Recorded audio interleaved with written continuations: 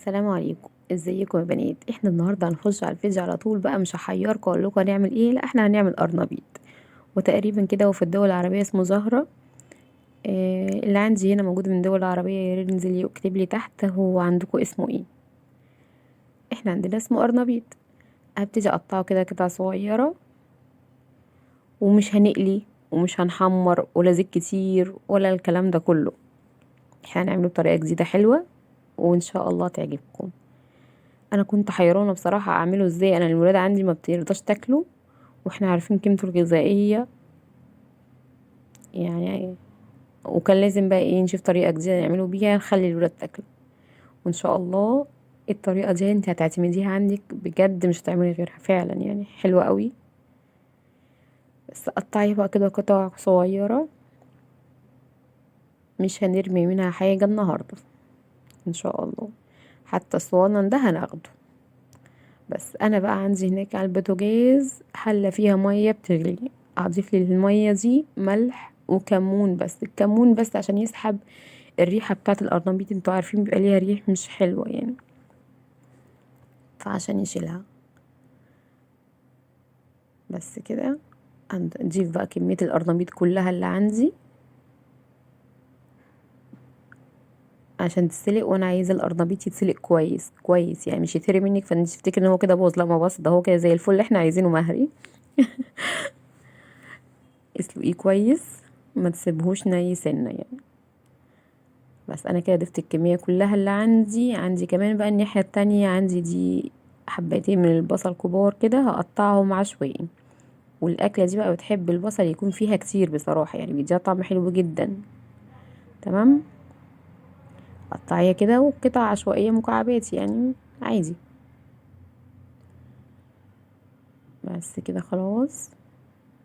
قطعهم كلهم ونروح على البوتاجاز بقى نشوف هنعمل ايه. على البوتاجاز كده على معلقه زبده كمان، وابتدي احمر في البصل ده. انا مش هحمره جامد، يعني هو ايه ياخد لون بس خفيف كده. اوريكم نعمل ايه. لو وصلتي معايا لغايه هنا اوعي تنسي تنزلي تعملي لايك وسبسكرايب وتفعيل الجرس على الكل لو انت حابه يوصلك مني كل وصفه انزلها. كده خلاص. اخد لون. عندي كمان ربع كيلو من اللحمه المفرومه. زي ما انتم شايفين كده انا عندي البصل زي نفس الكميه بتاعه اللحمه. يبقى البصل ربع كيلو، اللحمه برضه ربع كيلو. انا عايزه البصل يكون كتير مش قليل، وهو اللي هيطعم الطبخة بتاعتي. هعصجها، احط ملح وفلفل اسود بس، مش هضيف اي حاجة تاني. لو انتي جربتي معايا اي وصفة من على القناة عندي انزلي اكتبيلي تحت جربتي ايه وطلع معاكي ايه. يلا سيبيها تستوي بقى كويس قوي. طبعا عصقت معاكم اللحمة كذا مرة قبل كده، مش محتاجة حاجة تاني. بس اركنها بقى على جنب ونشوف هنعمل ايه تاني. هي خلاص استوت. عندي كمان حلة تاني اهو، فيها معلقتين كبار زبدة او سمنة من عندك. آه وهضيف لهم كمان 4 معالق كبار من الدقيق. انا كده هعمل بقى ايه، دول 4 معالق كبار من الدقيق. وخدي بالك كده تقلبي على طول في الدقيق علشان ما يكلسعش منك، يعني تنزلي اللي في الجناب وتحمريه. وخدي بالك لا يتحرق، لان الدقيق من الحاجات اللي بتعمل مرارة في الاكل لما بتتلسع. فقلبي كويس من كل ناحية. عندي بقى 4 كوبايات من اللبن. طبعا انا بعمل صوص بشاميل، يبقى انا هعمل القرنبيط ده بالبشاميل. هعمل بس تحفة بجد. بس كده خلاص. هنضيف بقى 4 كوبايات من اللبن. واللبن ده من التلاجة. بصي في حتة تلج انت كمان لو شفتيه خدتي بالك. اللبن من التلاجة يا بنات. ما تحطيش لبن مغلي على دقيق كده وهو سخن هيقفش معاكي. وهضيف بقى للبشاميل ده هظبط الملح، وهزود الفلفل الاسود. هحط فلفل اسود زيادة هنا الحقيقة عشان اطعم البشاميل بتاعي كويس ويطعم لي كمان القرنبيط بتاعي. زي ما قلت لكم القرنبيط اصلا ما بيبقاش ليه طعم، فاحنا بنعمل اي حاجه عشان تديله طعم برضه، عشان نستفاد بيه ونقدر ناكله يعني اكيد. بس انا هسيب بقى البشاميل بتاعي يستوي يتقل يغلي كويس، واحط كمان مكعب مرق. نسيت اقول لكم انا حطيت كمان مكعب مرق بيدي طعم حلو جدا للبشاميل. بس خلاص اسيبه بقى يستوي ونروح هنشوف هنعمل ايه تاني. القرنبيط بتاعي استوى كويس اهو، شايفين كويس قوي. بس بشوكه بقى كده وهبتدي انا اهرسه. ايوه انا ههرسه، بس مش درجه اللي انا بقى ايه همحي ملامحه خالص يعني، لا هنهرس بس كده على خفيف، ما يبقاش بس قطع كبيره. بس كده خلاص انا خلصته.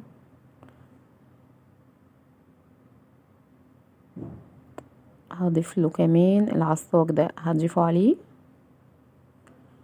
وهقلبهم مع بعض.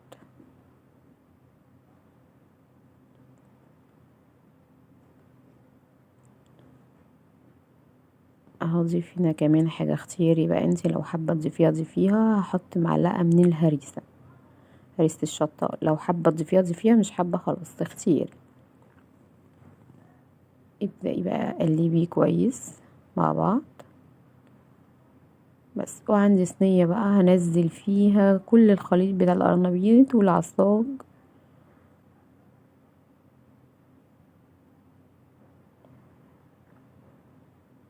في كله،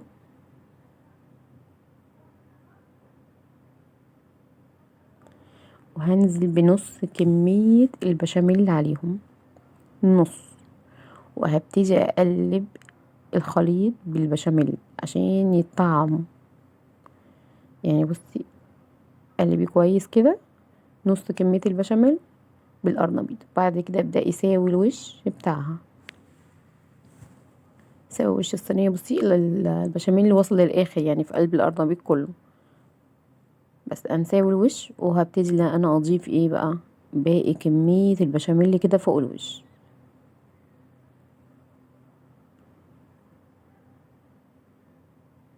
بس انا هساوي الوش ده وهدخلها الفرن بدرجة حرارة عالية. هو هياخد بالظبط هي 10 دقايق، لان كل حاجة مستوية، يا دوبك ان هو هياخد لون بس. وهيبقى ايه بقى، هتدعولي لكل الناس اللي ما بتحبش القرنبيط زي ولادي كده. ودي الصينية بعد ما طلعت تحفة يا جماعة، ريحتها فعلا جميلة، يعني هتحببهم الأولاد في القرنبيط فعلا.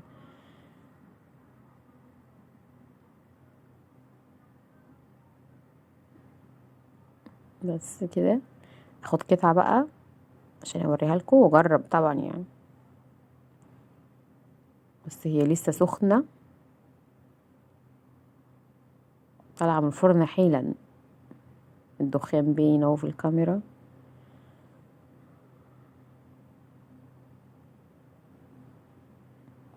بس عاملة ازاي يا جمالها بقى ولا ريحتها. يعني انا مصورة الفيديو دلوقتي بقاله يومين قبل ما اسجل معاكم صوت. انا عايزة اخش اعمل الوصفة دي تاني، بحقيقة طعمها تحفة. بصوا ادوق بقى، جميلة، ادوق بدلكم. اتفضلوا معايا. يا رب النهارده تكون وصفتي عجبتك. اشوفكم في فيديو جديد وصفة جديدة ان شاء الله. مع السلامة.